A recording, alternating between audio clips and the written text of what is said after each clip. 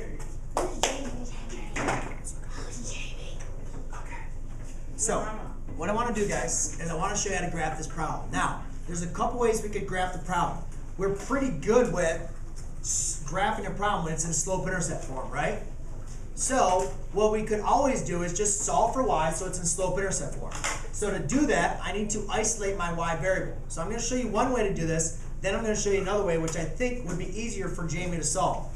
So one way you can do this, ladies and gentlemen, is just solve for y. Because remember, if we can put it in slope-intercept form, it's very easy to solve, right? You know the y-intercept, then you use the slope. So how do we put this in slope-intercept form? Well, we get rid of everything that's on the same side as our y. So I cancel this out. I'm left with 8y is now greater than a negative 4x plus 16.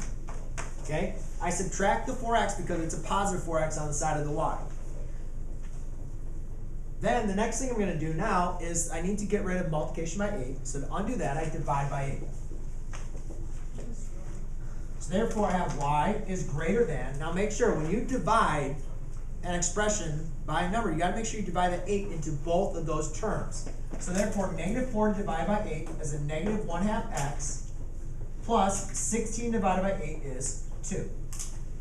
Okay? Now you guys could graph it just like that. You guys would know that your y-intercept is 2 and your slope is a negative 1/2. However, I understand that a lot of you have difficulty with that, so I'm going to go back to revert to the x and y-intercept method for you guys to graph this problem as well. So let's write that.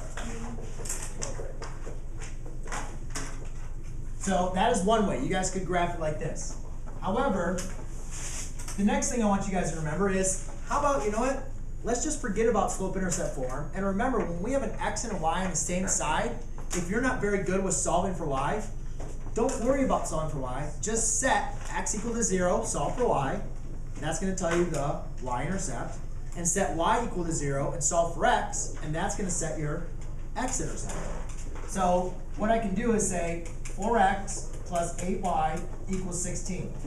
Remember, the y-intercept is when x equals 0, and the x-intercept is when y equals 0. So all I'm going to do is I'm going to put 0 in for x, and I'm going to put 0 in for y. Okay? Now, ladies and gentlemen, if you solve for these separately, that goes to 0. 8y equals 16. Divide by 8, y equals 2. Here, I have 4x equals 16. Divide by 4, x equals 4. Okay? Now I can graph this, right? So my y-intercept is at 2. You guys should have known that from looking up here, right? The y-intercept's at 2. But the x-intercept is at 4. 1, 2, 3, 4. Now, before you just draw a line, remember, we're not graphing a line. We're graphing an inequality. So I look up here and I say, what was my sign of my inequality? It's greater than, not greater than or equal to. Since it's greater than, we're going to be dealing with a dashed line. Lastly, I want you guys to use a test point to show me you know which side to shade on. So I'm going to choose the test point 0, 0. And remember, what do we do with their test point? You plug 0 in for x and 0 in for y. So when I do that, I'm going to write test 0, 0.